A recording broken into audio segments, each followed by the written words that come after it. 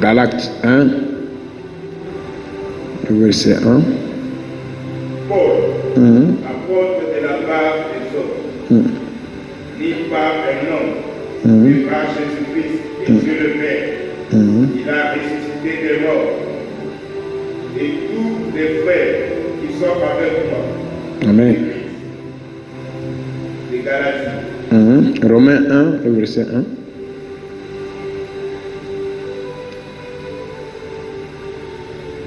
Romains 1, le verset 1. Paul, serviteur de Jésus-Christ, appelé à être apôtre, mis sa part pour annoncer l'évangile de Dieu. Hébreux 1, le verset 7.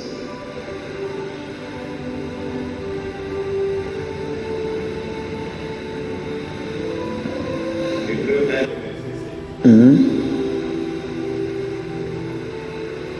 De plus, il dit des anges. Il fait des anges des esprits, et de ses serviteurs une flamme de feu. Et de ses serviteurs une flamme de... Merci. J'ai lu Matthieu 19, verset 12. Car il y a des eunuques qui les sont de leur ventre, dès le ventre de leur mère. Il y en a qui les sont devenus par les hommes. Il y en a qui se sont rendus tels eux-mêmes à cause du royaume des cieux. Que celui qui peut comprendre, comprenne. Amen. Ce matin, on va sur comment bénéficier l'onction de Dieu sur son serviteur. Bénéficier l'onction de Dieu sur son serviteur. Comment bénéficier de cette onction-là? Comment tu peux bénéficier de ce que Dieu a donné à son serviteur? Comment tu peux bénéficier l'onction de Dieu sur un homme qui est loin? Comment tu peux bénéficier l'onction de Dieu sur quelqu'un? Comment tu peux bénéficier l'onction de Dieu sur un être humain comme toi? Comment tu vas bénéficier de l'onction de Dieu sur la vie d'un homme qui était né comme toi mais qui n'est pas comme toi? Comment tu peux bénéficier de l'onction de Dieu sur une femme qui est comme toi mais qui n'est pas comme toi? Comment tu peux bénéficier de cette onction? La première des choses, je vais définir deux mots ici: l'onction et son serviteur.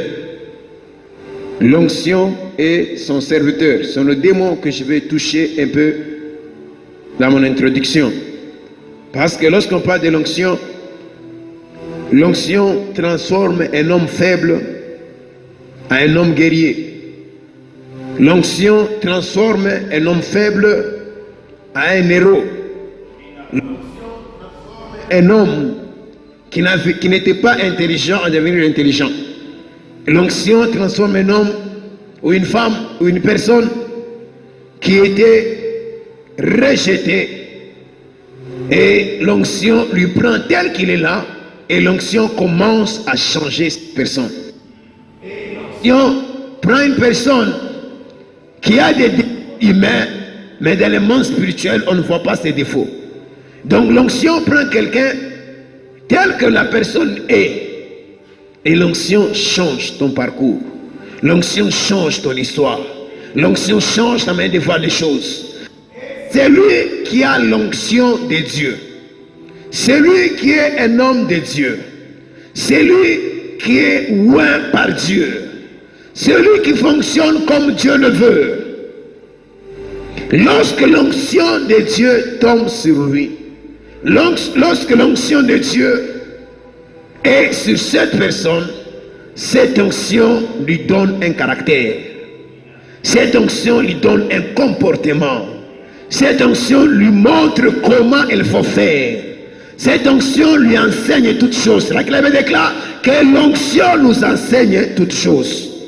Dans le livre de Jude 2, dans le livre de Jude, l'onction nous enseigne toutes choses. Or encore la même Bible nous dit ceci, que lorsqu'il viendra, il vous enseignera. Donc c'est que l'Esprit de Dieu, lorsqu'il vient sur une personne, il t'enseigne.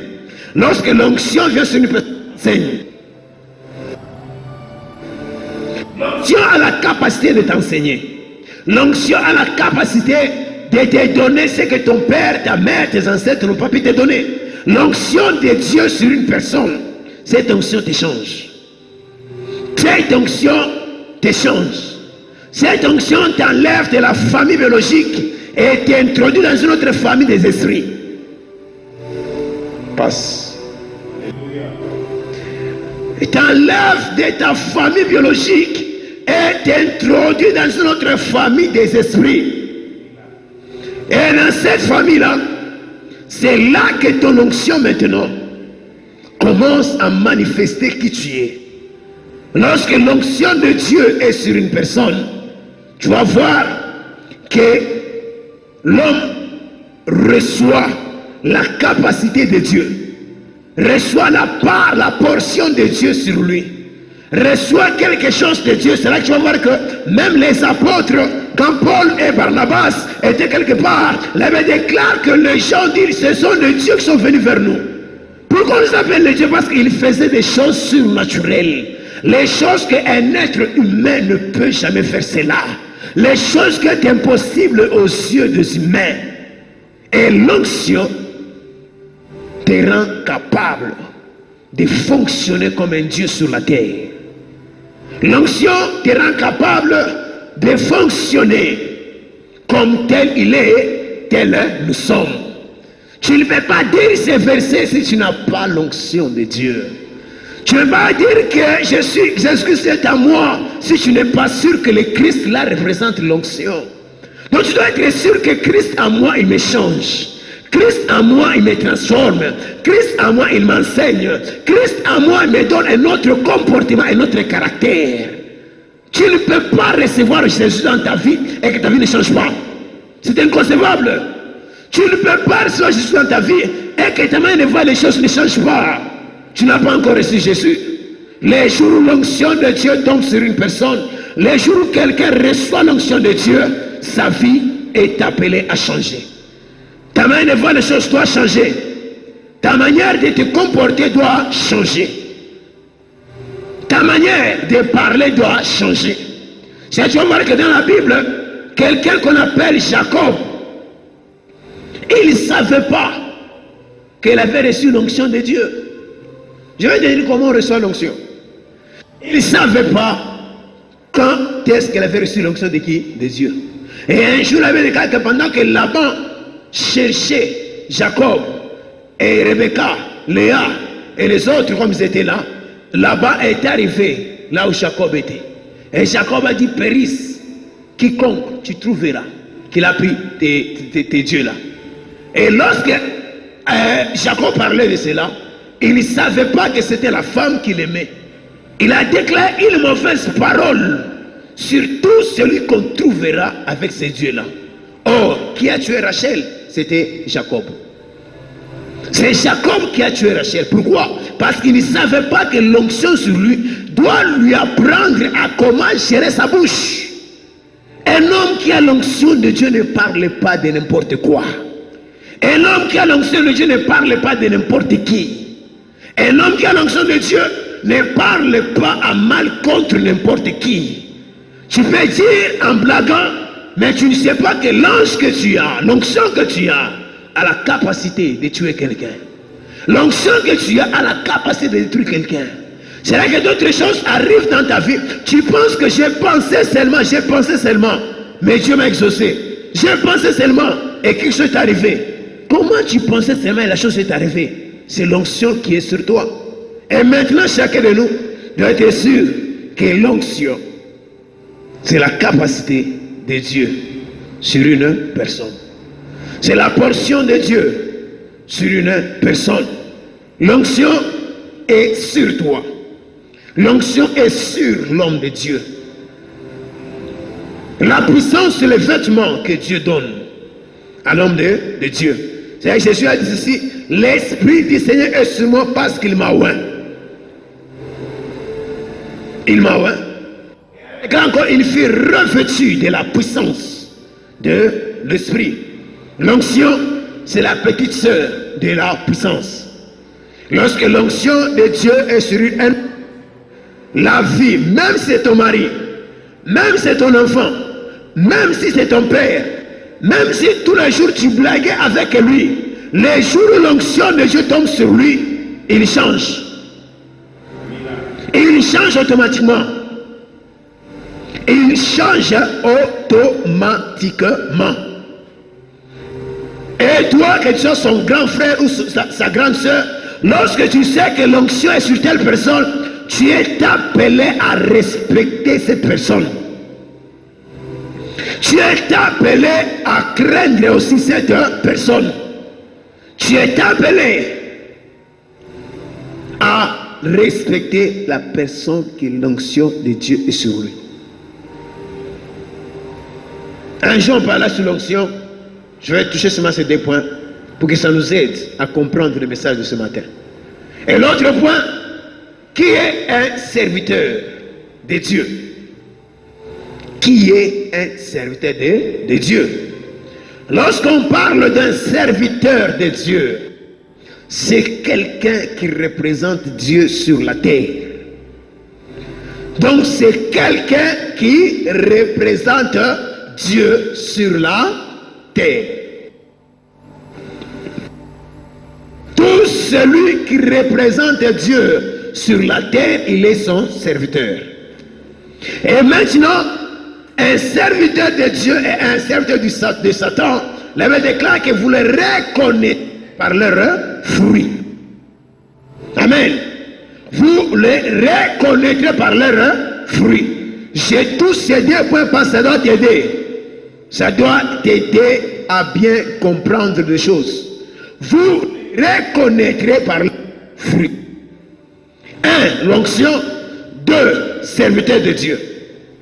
Lorsqu'on parle d'un serviteur de Dieu, comment tu sauras que c'est un serviteur de Dieu? Ce n'est pas parce que tu vois l'onction, non. Ah. Ce n'est pas parce que tu vois les malades être guéris, non. Ce n'est pas parce que tu vois les morts ressuscités, non. Ce n'est pas parce que quand tu es là, tout le monde tombe, non. Ce n'est pas ça qui va te dire que celui-ci, c'est un serviteur de Dieu. Un serviteur de Dieu et un serviteur du diable, la différence qu'il a, c'est la différence de fruits. Parce que sa onction, c'est une sémence. L'onction du diable, c'est une sémence. L'onction de Dieu, c'est une sémence dans un homme. Maintenant, cette sémence dans un homme, cette sémence dans un homme doit produire ses fruits. Doit produire ses fruits. Et c'est là que lorsque tu es un homme de Dieu, tu es appelé par Dieu, sois sûr que l'onction qui est sur toi, c'est cette. Et maintenant, le fruit que je te parle, tu vas voir la manière qu'il se comporte. Il se comporte comment? Sa manière de prier, il prie comment? Il cherche Dieu comment? Il aime quoi? Amen. Est-ce qu'il y a un scandale pour tout le monde? Bon, pas d'abord pour tout le monde. Parce qu'il arrive des dimensions quand quelqu'un, tu grandis avec Dieu, le péché ne te fait pas du mal. Amen. D'autres péchés, par exemple, on me dit que telle personne est tombée, ça ne me fait pas du mal.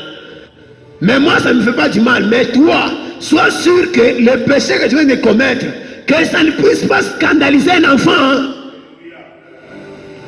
Un enfant, on ne pas, c'est un nouveau-né. C'est lui qui est né maintenant, aujourd'hui, en tant qu'un enfant de Dieu. Que le péché que toi tu viens de commettre là, sois sûr que cet enfant, que ça ne puisse pas le scandaliser. Et maintenant, chacun de nous, tu dois être sûr qu'un serviteur de Dieu, tu dois le reconnaître par le fruit. Par son fruit. Par ses fruits. Quels sont les fruits qu'il vient de produire? Et il parle comment? Dieu l'utilise, c'est vrai, c'est Dieu, c'est quel Dieu? Mais il y a plusieurs personnes qui travaillent, oui. Toute réponse à la prière, toute réponse à toute prière, c'est un Dieu qui exauce cette prière. Mais tout Dieu qui exauce la prière n'est pas le vrai Dieu. Tout Dieu qui exauce une prière n'est pas forcément le vrai Dieu. Parce qu'il y a d'autres qui déclarent « Oh non, Jésus-Christ, tu vois les miracles, mais ce n'est pas le Jésus que toi tu pries. » Il y a d'autres qui déclarent « Oh non, Jésus-Christ, tu vois des prodiges, mais ce n'est pas le Christ que toi tu pries. » Ce n'est pas le nom de Jésus que quelqu'un est tenté de créer dans sa bouche qui va te prouver que réellement c'est Dieu qui a fait cela. S'il avait me dit que le diable a la capacité de se transformer en un ange de lumière, il peut prendre même le nom de Jésus. Le même que là, ce n'est pas le nom de Jésus qui fait trembler l'enfer. Mais ce qui fait trembler l'enfer, c'est le caractère de... C'est le comportement, le caractère de celui qui prononce le nom de Jésus. Lorsque en toi, tu as le caractère de Jésus. Tant que je donne l'exemple, si tu es un enfant du président, tu arrives à un endroit, tu dis que mon père m'a envoyé et il m'a fait prendre l'autre. On va te donner vite. Mais lorsque tu n'es pas, mais tu arrives aussi au même endroit, tu dis que non, mon père, le président m'a envoyé, on va vérifier. Pourquoi ton sang n'est pas son sang? Ta vie n'est pas sa vie. Et maintenant, chacun de nous doit connaître les choses, qu'un serviteur de Dieu, c'est celui qui produit les fruits qui sont dignes de la repentance. Digne d'un enfant de Dieu.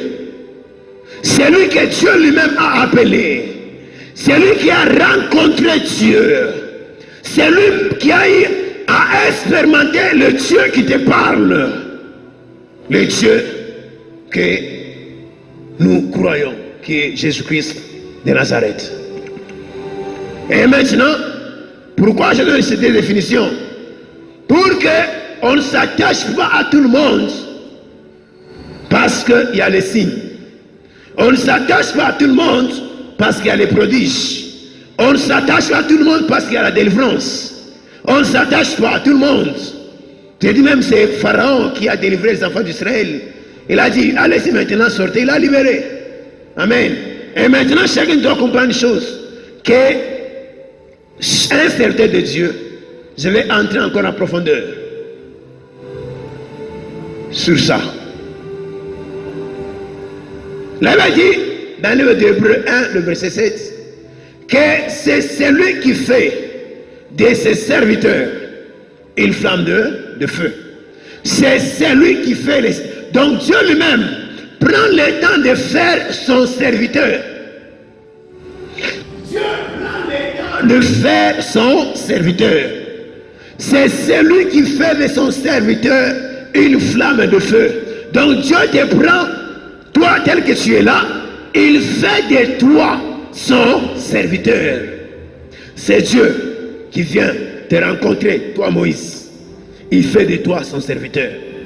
L'appel au ministère, ce n'est pas un homme qui demande à Dieu. C'est Dieu lui-même qui t'a choisi. C'est Dieu qui choisit lui-même ses serviteurs. C'est Dieu lui-même qui choisit ses serviteurs. Et maintenant, chacun de nous soit sûr, lorsqu'il te choisit, c'est lui qui fera de toi. C'est lui qui fera de toi son serviteur.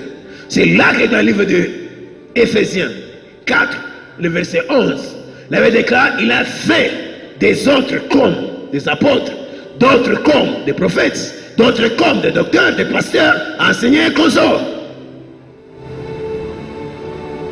Et maintenant, tu dois connaître que c'est Dieu qui fait de chacun de nous les apôtres.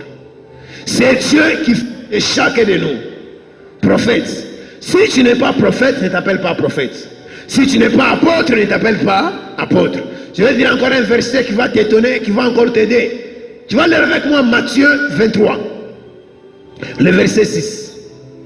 Dans Matthieu 23, le verset 6, il avait dit ceci.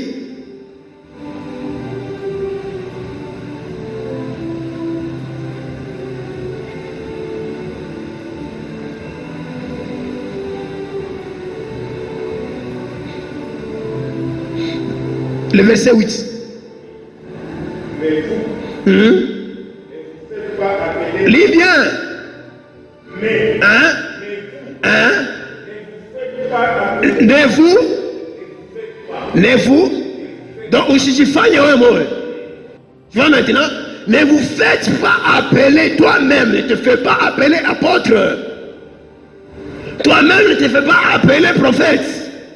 Toi-même ne te fais pas appeler docteur. Toi-même ne te donne pas un surnom. Toi-même ne te donne pas un surnom. C'est ça qu'il voulait dire ici. Il dit, aimez-vous ici. Parce que l'église va grandir. Je vais aller, va grandir. Mais Pierre, directeur ici. Hé Thomas, surtout toi Thomas, ne dis pas que moi je suis un maître. Ne dis pas que moi je suis ancien ici. Ne dis pas ça, mais vous. Mais vous êtes ici, vous.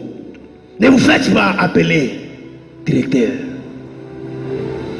C'est Dieu qui donne le nom à ses serviteurs. C'est Dieu qui donne un nom à ses serviteurs. Ça, tu vas voir certaines personnes, parce que tu vois que ces derniers temps, ce sont les apôtres ou bien les prophètes qui gagnent l'argent. Toi aussi, tu es appelé à un ministère doctoral.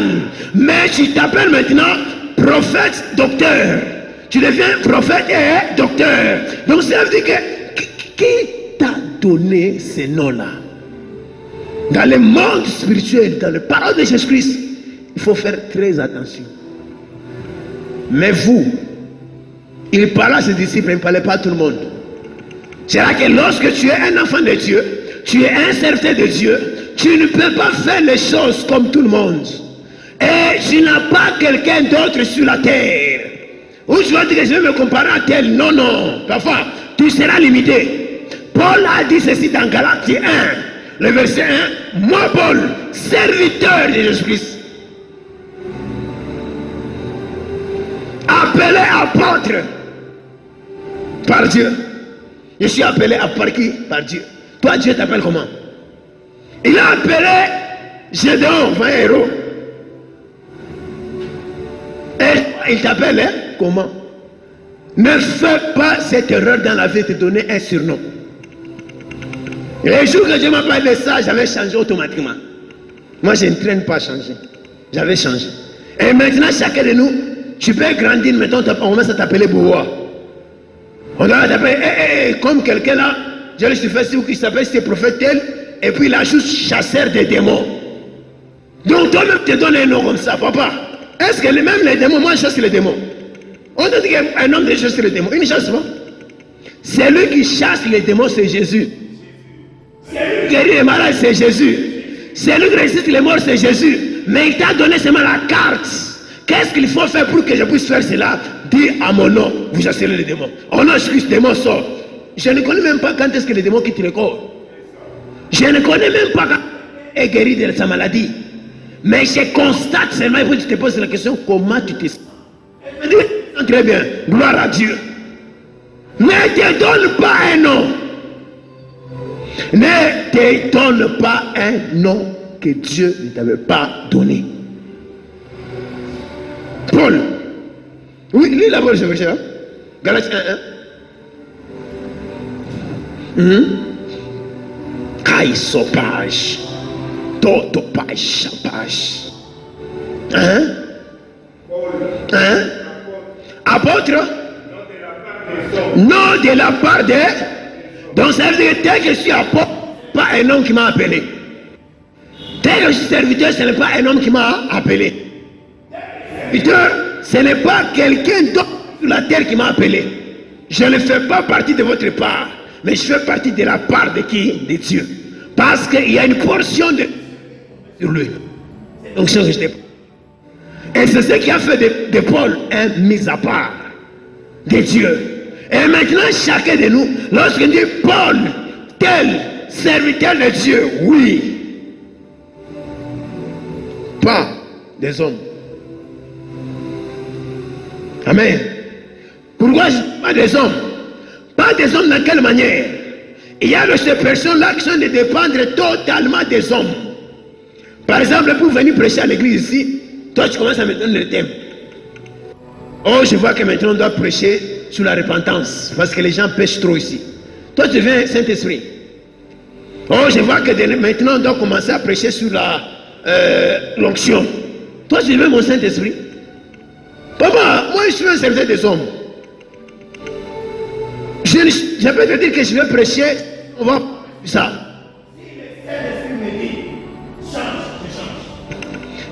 Tu vas m'amener où? Nulle part. Je ne suis pas ton serviteur, je suis serviteur de qui? De Dieu. Et maintenant, chacun de nous, Paul a dit, Paul, serviteur de Dieu, non de la part des hommes. Continue. Hein? Tu vois comment il est entré en profondeur? Pas des hommes, ni de l'homme, ni d'un homme. Donc ça veut dire que ni Pierre, ce n'est pas Pierre qui est venu me comprendre. Ce n'est pas Thomas qui est venu faire quoi, mais constant. Parce qu'un homme qui parlait là, il savait que déjà qu'il y a d'autres personnes qui parlaient déjà de Jésus. Mais maintenant, comme il y a des aînés, ce n'est pas, je ne suis pas serviteur d'abord de ces aînés-là. Hein? Je ne suis pas serviteur de ces aînés. Parce que les aînés, quand on te parle là, ils peuvent commettre des erreurs. Dans leurs erreurs là, ils commencent à se oui. Et c'est là que Dieu fait le tout pour appeler par la révélation. Il appelle quelqu'un Paul par la révélation. Il se révèle à lui seul. Moi je t'appelle pour faire ça, je t'appelle pour faire ça. Un point, un trait. Et maintenant je sais une chose, qu'il y a ceux qui sont appelés par Dieu seul. Dans la dimension que l'onction qui est sur le nom de Dieu. Cette onction-là, l'onction vient souvent dans deux manières. Cette onction dépend d'abord de l'homme de Dieu. Il peut recevoir cette onction. Bon, ça vient par plusieurs manières, je vais donner les exemples. Mais d'autres peuvent recevoir cette onction par imposition. D'autres, il n'a pas, personne lui a imposé les mains. Personne lui a imposé les mains. C'est Dieu lui-même qui lui a oint. Par exemple, il y a un leader dans une église. C'est lui que Dieu appelle comme Moïse. Dans une église. Moïse, lorsqu'il vient décéder, lui, il imposera les mains sur quelqu'un. Et on ne veut pas imposer les mains sur lui. C'est Dieu lui-même qui... Moïse. Tu vas voir avant Paul, et je vais voir que Paul, c'est Jésus lui-même qui lui avait imposé les mains. Et maintenant, les autres personnes qui peuvent sortir de la lignée de Moïse ou de la lignée de Paul, les autres là, besoin de mains de Paul et de mains de Moïse. Ça va? Ça va? Les autres là, les Josué, les Caleb, les là, et ils auront besoin de mains de qui? De Moïse et de Paul. Et maintenant, tu dois être sûr que nous sommes appelés de différentes manières. Tu ne peux pas, aujourd'hui, tu continues à dire dans ta bouche là que Dieu est le même hier, aujourd'hui, éternellement. Ne dis pas seulement hier, aujourd'hui, éternellement, seulement dans des miracles. Même dans des appels, Dieu peut t'appeler et que toi, tu n'as pas un père comme on appelle aujourd'hui des pères spirituels. Toi, tu n'as pas ces choses parce que tu as vu que les autres, ils sont limités. Mais toi, je vais me révéler en toi dans une autre dimension. Et maintenant, chacun de nous, tu as besoin de connaître ces choses. Amen. Et maintenant, l'autre chose que tu dois connaître, et que je vais aller un peu vite, quand tu as du temps. Amen. Oui, parce qu'il y a pas là, j'ai introduit. Je n'ai pas encore commencé à développer. J'ai introduit. Amen. Et maintenant, ici, dans le livre de Matthieu 19, le verset 12. Oui? Hein? Car il y a les eunuques. Ce verset va m'aider à vous expliquer ce que je vais vous expliquer. Mais je ne parle pas correctement de ce qui est écrit là. Mais je vais t'expliquer quelque chose sur ce qui est écrit là-bas. Amen. Voilà. Oui, continue. Qui les sont dès le ventre de leur mère. Car il y a des eunuques qui les sont dès le ventre. Mais les gens comme les Jérémie. Dieu a dit à Jérémie que je t'ai consacré dès le ventre de ta maman. Tu vois maintenant la dimension serviteur là où ça commence. Donc Dieu a dit à Jérémie, je t'ai consacré dans le ventre de ta maman. C'est là que Jésus a dit, il y a les eunuques dans le ventre de leur mère. Et déjà, ils ont commencé déjà à servir qui? Dieu. C'est-à-dire, je vois voir certaines personnes, comme Marie. Jésus servait Dieu depuis dans le ventre. Voilà. Tu sais ça? Déjà dans le ventre de sa maman, Jésus, il servait déjà Dieu. Pourquoi? Je t'explique. La Bible dit que Marie a parlé avec Élisabeth. Automatiquement, Jean-Baptiste était rempli. Qui avait rempli Élisabeth du Jean-Baptiste Saint-Esprit? Jésus qui était dans le ventre de Marie. Et maintenant, dès le ventre d'une maman, là, tu vas être là. Dès le ventre d'une maman, on va te dire qu'à cette époque-là, j'ai prié pour les gens et les gens étaient guéris. Ce n'est pas elle, c'est toi qui es dans son ventre là. Comme tu as créé depuis le ventre de ta maman. Là, c'est la dimension des élus. Les gens sont élus de Dieu, les élus de Dieu. C'est dans le ventre de ta maman. Dans le ventre de ta maman, Dieu. C'est entre les ventres de ta maman là. Ce sont ces gens-là, elles n'abandonnent pas l'œuvre de Dieu. Elles n'abandonnent jamais. Pour lui, c'est sa passion. Pour lui, c'est la joie de souffrir pour Christ. Pour lui, même si que tu lui donnes, tu ne donnes pas. Pour lui, il est né pour ça. C'est là que hier,